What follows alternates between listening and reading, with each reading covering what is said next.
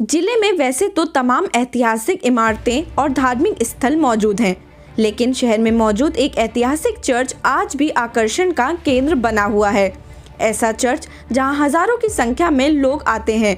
यहां आने वाले लोगों में सिर्फ ईसाई धर्म के ही नहीं बल्कि सभी धर्मों के लोग शामिल हैं। इसका इतिहास करीब 110 वर्ष पुराना है। आज भी यह चर्च लोगों की आस्थाओं का प्रतीक बना हुआ है। में बना एम्ची चर्च अंग्रेजों द्वारा बनाया गया था। सभी धर्मों के लोग यहाँ भारी संख्या में आते हैं और प्रार्थना करते हैं। इस चर्च के भवन का इतिहास जितना पुराना है उतना ही अधिक इसका महत्व है। मान्यता है कि यहाँ आने वाले लोगों की मनोकामनाएं यहाँ प्रार्थना करने से पूरी होती हैं। सैकड़ों वर्ष पुराने इस चर्च में क्रिसमस के दिन हजारों की संख्या में लोगों का तांता देखने को मिलता है। क्रिसमस और न्यू ईयर को लेकर तैयारियां शुरू हो गई हैं। मैं इस वक्त हरदोई की सबसे पुरानी और ऐतिहासिक चर्च में मौजूद हूँ। आप देख सकते हैं यहाँ पे तैयारियां शुरू हो गई हैं।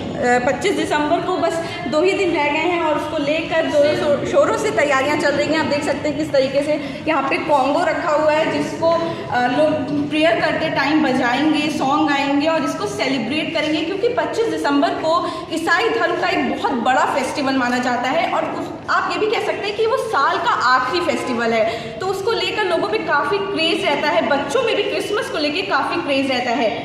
मेरे साथ इस वक्त एक सर मौजूद हैं जो कि इस चर्च की देखभाल करते हैं। नमस्कार सर, क्या नाम है आपका? अनिल सिंह। सर, आप इस चर्च की देखभाल करते हैं। क्रिसमस बहुत पास है, कैसा उत्साह है आप लोगों में फेस्टिवल भाई, क्रिसमस पर्व एक ऐसा पर्व है जो पूरी दुनिया में मनाया जाता है जी। तो प्रभु मसीह को सब लोग जो है मानते और जानते हैं, उनसे प्रार्थना करते हैं और यहाँ पे मतलब बहुत बड़ी संख्या में लोग अपनी आस्था के अनुसार कैंडल जलाने आते हैं जी। और जो भी मानते हैं ईश्वर से। अब हमको तो लोग बताते आते, मैंने विश मांगी थी वो पूरी हो गई। इस चर्च को बने 1906 में बना था और कोई विदेशी थे मिशनरी, उन लोगों ने बनाया था, बुलवाया था इसको और तब से ये चली आ रही परंपरा कि हम लोग भी बड़े उत्साह के साथ जो है यहाँ पे क्रिसमस का। आप देख सकते हैं किस तरीके से चर्च को सजाया गया है। आप देख सकते हैं वाइट कपड़े में ढकी हुई बाइबल रखी हुई है जो कि होली बुक है क्रिश्चियंस की, और यहाँ पे साइन लगा हुआ है, ये जीसस क्राइस्ट का साइन है। इस साइन के बारे में मैं आपसे कुछ जानना चाहूँगी। इस क्या प्रतीक है, क्या ये दर्शाता है, क्या रिवील करता है ये साइन? आज से मतलब प्रभु मसीह के पैदा होने से हजारों वर्ष पूर्व से भविष्यवाणियाँ हो रही। अच्छा। कि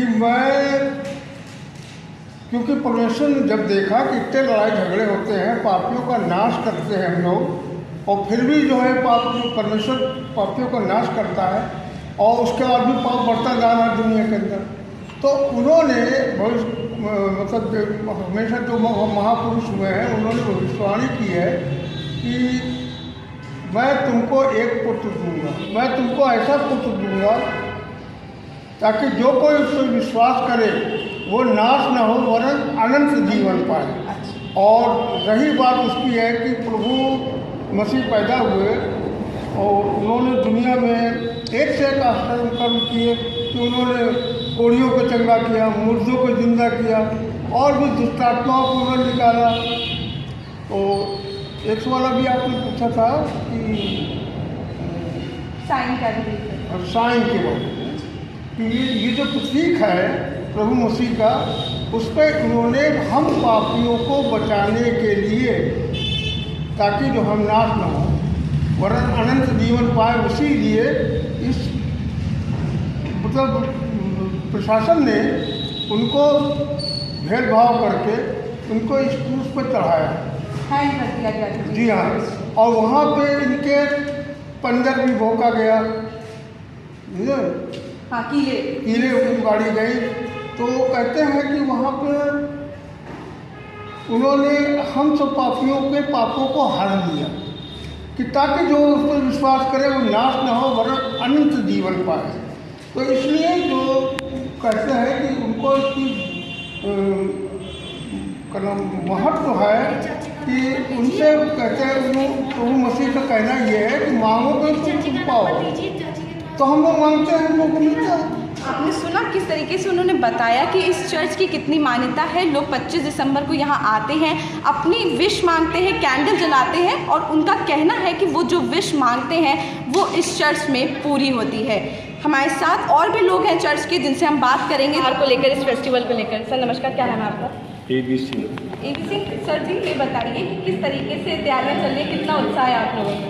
उत्साह तो बहुत ज़्यादा है, क्योंकि एक संसार का सबसे बड़ा त्यौहार आता है ये, और हम लोग बड़ा आनंदित हैं। और अभी डेकोरेशन शुरू होगा, अभी कल की रात में काफ़ी ज़्यादा डेकोरेशन हो जाएगा, सज जाएगा, और क्रिसमस को लेकर हम लोग बहुत आनंदित हैं जी। कहा जाता है कि जीसस अभी गए नहीं हैं, वो हमारे साथ ही हैं और उनका कोई भी ये निशान नहीं है। और नासा की ये स्टडीज़ हैं, जिस तरीके से आप भी मुझे बता रहे थे कि उसने प्रूफ किया है कि जीसस अभी हमारे बीच से गए नहीं हैं। क्या है वो हिस्ट्री, क्या है उस बारे में? एक्चुअली क्या है कि जहाँ पर जीसस क्राइस्ट क्रूसिफाई किए गए थे, वहाँ पर कुछ ब्लड उनका नीचे गिरा था, जिसको लेकर के कुछ विदेशी लोग आए थे, कुछ नासा के लोग थे, उसमें उन्होंने उसका सैंपल्स लिए कि क्या चीज़ है आखिर। वो ब्लैक हो गया था वहाँ पे, लेकिन जब नासा ने उसको रिसर्च किया तो उन्होंने कहा कि जीसस क्राइस्ट का ब्लड है और ये ब्लड आज भी जिंदा है।